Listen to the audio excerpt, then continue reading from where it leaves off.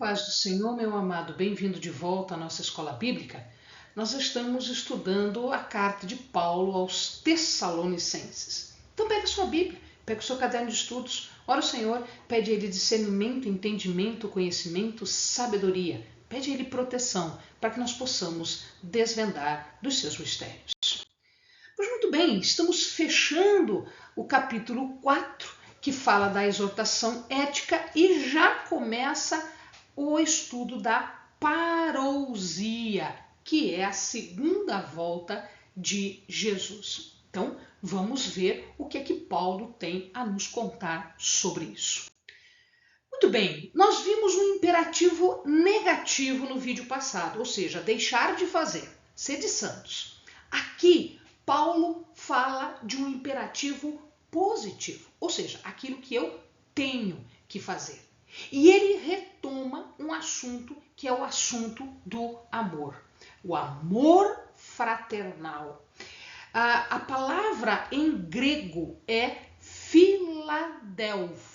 Filadélfia quer dizer amor entre irmãos e irmãs físicos. Mas ele vai ser usado agora entre os irmãos da comunidade. Portanto, significa um amor de verdade entre os irmãos da comunidade.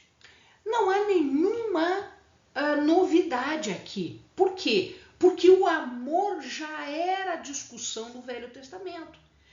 Né? Jesus, quando pergunta o que dizem os mandamentos, eles dizem: amarás o Senhor teu Deus.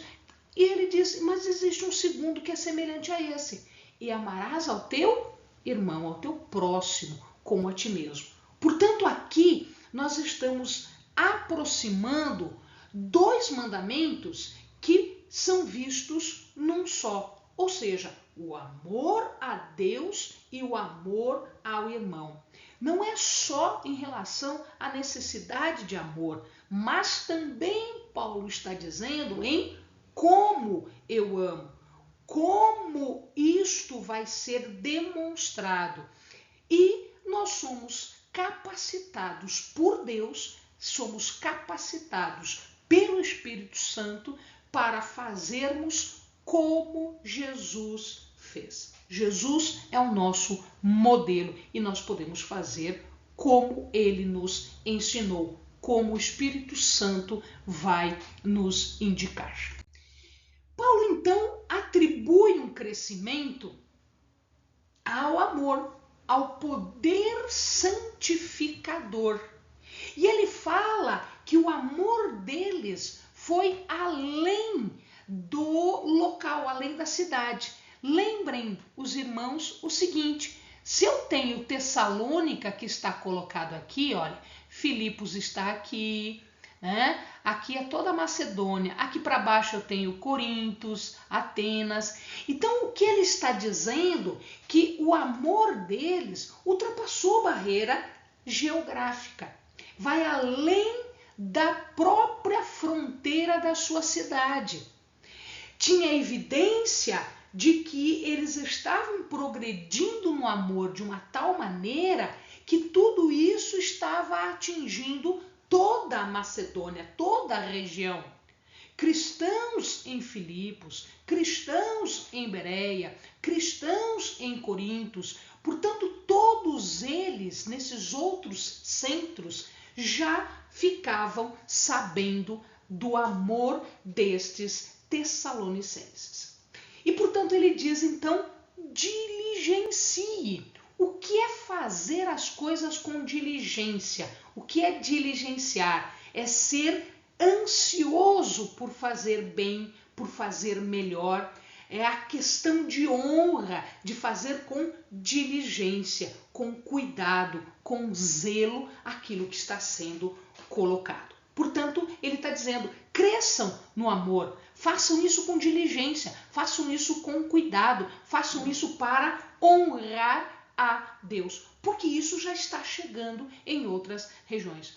Como é bom, meu amado, quando nós fazemos uma coisa tão bem feita que as pessoas de fora sabem disso e elas dizem: olha, este é um exemplo de como estas pessoas estão fazendo as coisas bem feitas para a honra e glória do Senhor. E ele fala: vivam tranquilos.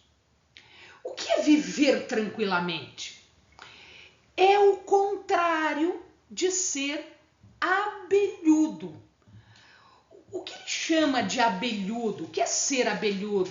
É aquela pessoa que fica cuidando da vida dos outros, que fica cuidando do negócio dos outros, que fica fazendo as coisas em relação aos outros, publicamente, e não cuida dos seus próprios negócios, dos seus próprios casos, né? As pessoas deveriam estar cuidando do seu trabalho e não cuidando da vida alheia.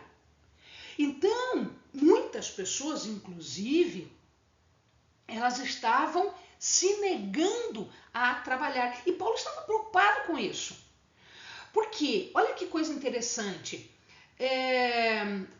esses membros normalmente eram pessoas, os membros mais corretos, eles não ficavam se preocupando com a vida dos outros, em praça pública, discutindo, falando da vida alheia, fofocando, indo um na casa do outro para ficar falando da vida alheia, né? Sem produzir, sem fazer nada. Então, eles ficavam ao léu de Varde, fazendo o que não deviam ter feito. Então, Paulo está preocupado aqui que eles não estavam trabalhando.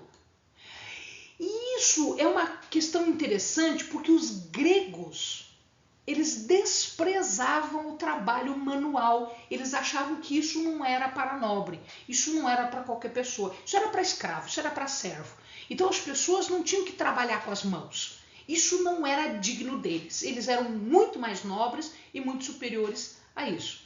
Mas veja, o próprio Paulo era um trabalhador artesanal. Ele fazia redes. Em verdade, ele trabalhava com couro. E muitos dos seus colegas apóstolos, missionários e evangelistas, eles também trabalhavam. Então, o que estava acontecendo aqui é que as pessoas largavam de mão, elas não iam trabalhar, não se preocupavam com as coisas, né? E ficavam se metendo na vida dos outros. Portanto, Paulo estava exortando para que eles fossem trabalhar. Alguns acham que essas pessoas elas estavam se aproveitando da bondade daqueles que trabalhavam. Então não faziam nada o dia inteiro e para comer eles chegavam lá e porque eu sou irmão, não sei o que, você tem que me dar de comer, você tem que me dar algo para sobreviver.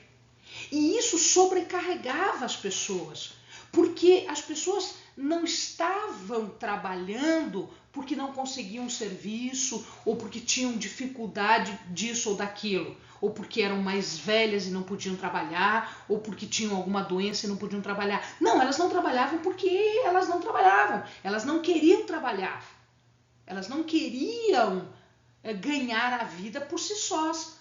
Ficava fácil, porque os outros davam de comer, os outros supriam as suas necessidades. Então, ele chamava atenção que esse estilo de vida não é um estilo de vida cristão. Não seria recomendável. As pessoas, elas às vezes passam dificuldade, sim. E quando passam dificuldade, os irmãos têm a obrigação de ajudar pelo amor fraternal que a gente viu agora há pouco. Mas eles eram aproveitadores. Eles não trabalhavam e largavam toda a responsabilidade nos outros que trabalhavam. Paulo dizia que isso não estava correto. Isso não está correto. A gente tem que ser honesto nesse tipo de coisa e não se aproveitar dos outros. Ele adverte contra essa atitude de preguiça e que estava se tornando cada vez mais comum. E a igreja deveria fazer alguma coisa contra estes preguiçosos. Preguiçosos que não queriam trabalhar, preguiçosos que eram inativos. E alguns deles não faziam nada exatamente porque eles achavam que, como a parousia estava próxima, a vinda do Senhor estava próxima, eles não precisavam trabalhar porque o Senhor já estava chegando, então para que eles querem trabalhar? Eles não precisam trabalhar. Só que isso estava se tornando inoportuno, isso estava se tornando pesado para os demais que trabalhavam. Então, Paulo tinha que explicar, além de tudo isso, ele tinha que explicar sobre a parousia. É por isso que logo em seguida ele fala sobre a vinda de Jesus, certo? A vinda de Jesus, a segunda vinda, não é uma desculpa para não fazer nada, não é uma desculpa para a preguiça. Aliás, a Bíblia está cheia de exortação contra a preguiça. Vai ter com a formiga. Eu não vou porque tem um leão lá fora. Né? Veja lá em Provérbios. Nós temos vídeos sobre Provérbios e nós falamos sobre isso, sobre a preguiça lá em Provérbios. Além de ser uma importunação, era um fardo e eles estavam errados, porque a parousia ela não ia acontecer já. Então, ele podia muito bem trabalhar, ele podia muito bem arranjar sustento próximo e deixar de ser um fardo, deixar de ser um preguiçoso. Temos que, de novo, amado, cuidado com isso. Temos que diferenciar aquele que não pode, ou que não está empregado no momento e, portanto, passa uma necessidade e precisa ser auxiliado. Este precisa sim ser auxiliado. Até que se acerte, até que dê certo, ele precisa de auxílio. É para isso que a igreja existe também. Mas o que ele estava falando é daquele que não queria saber.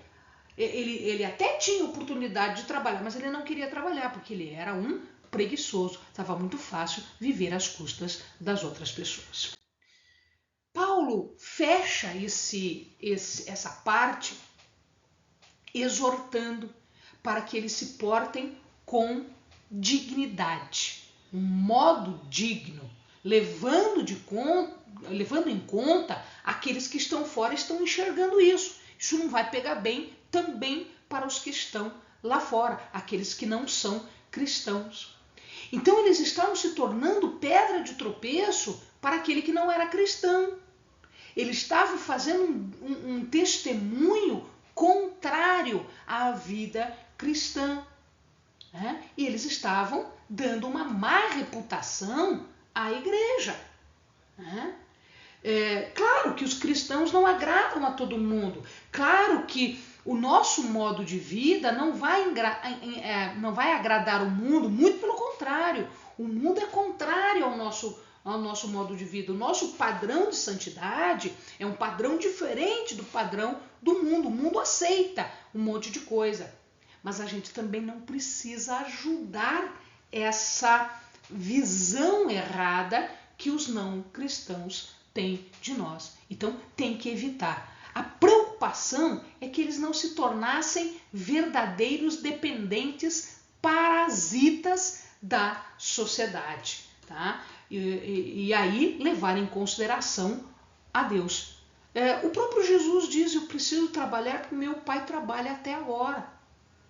Então, o trabalho não é uma coisa desonrosa, não é uma coisa ruim, muito pelo contrário, é uma coisa que dignifica, é uma coisa que ajuda, tá? E eles estavam fazendo um mau testemunho para os de fora. Bom, uma vez que ele termina isso, essa palavra, ele já engancha na história da parousia, porque muitos não estavam trabalhando exatamente por conta dessa parousia. Então agora ele começa a falar sobre a parousia. E aqui Paulo apresenta para nós, ele enfrenta dois problemas.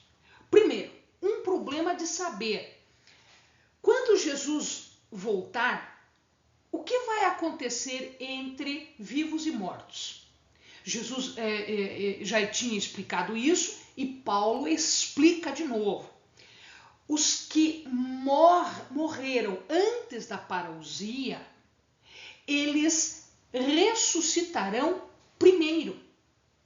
E os vivos, os que estiverem vivos no momento da vinda de Jesus, eles se juntarão com os que já morreram. Então vejam, os mortos ressuscitam, vão, e os vivos são praticamente ao mesmo tempo são arrebatados. Então este era o ensinamento sobre a parousia. E as pessoas não estavam entendendo muito bem, seja porque Paulo falou tudo muito rápido, porque ele ficou muito pouco tempo lá, seja porque eles estavam entendendo errado mesmo, eles estavam falando coisas erradas mesmo. Então, não precisa ficar triste porque a pessoa já morreu e agora, quando Jesus voltar? Não, quando Jesus voltar, eles vão primeiro e depois vamos nós, arrebatados. E uma outra questão é em relação a quando isso ia acontecer. Porque o medo era, não estou preparada para a vinda do Senhor. Amados, isto é um assunto muito importante e muito delicado. Estarmos preparados para a vinda do Senhor, para que a vinda dele não nos pegue desprevenidos e nós não participemos da salvação. A parousia vai acontecer inesperadamente? Vai. A gente não sabe quando. Então, isso é uma preocupação, eu não sei quando. Ora, se eu não sei quando, o que eu tenho que fazer? Estar preparada para qualquer momento ser arrebatada. É isso que Paulo vai nos ensinar de agora em diante na sua carta. Ou seja, Deus destinou-nos para a salvação. Nós pertencemos a um mundo diferente. Mas para participarmos quando Jesus vier, nós precisamos estar prontos e vigilantes, exatamente para nós não perdermos a passada do Senhor. Ele fala daqueles que estão dormindo. De que ele está falando? Ele está falando daqueles que estão mortos. Dormir aqui é um eufemismo, é um simbolismo para aqueles que morreram. Tá? Então, eles estavam preocupados em ficar tristes, enlutados pela morte. Claro que nós ficamos tristes e enlutados. Eu já perdi membros da família, eu fico triste e enlutada, mas eu tenho uma certeza, a certeza de que eles pertencem já ao reino dos céus. Portanto, esta certeza de vida depois da morte, né, é o que a gente pode chamar de vida digna, uma vida superabundante. É isso que nos dá tranquilidade, porque haverá um reencontro dos mortos ressuscitados e dos vivos arrebatados quando Jesus vier.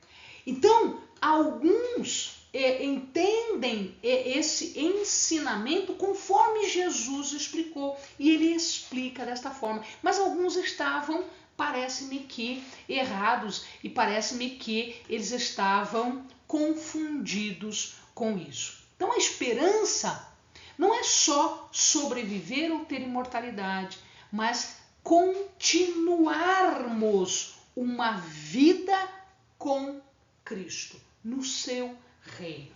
Esta é uma esperança que está baseada em fé, certo? Então, aqui nós devemos ter fé disto tudo que Jesus nos explicou e prometeu. E se ele prometeu, até agora ele tem cumprido. Portanto, ele cumprirá também esta última parte. Por que se discutia isso?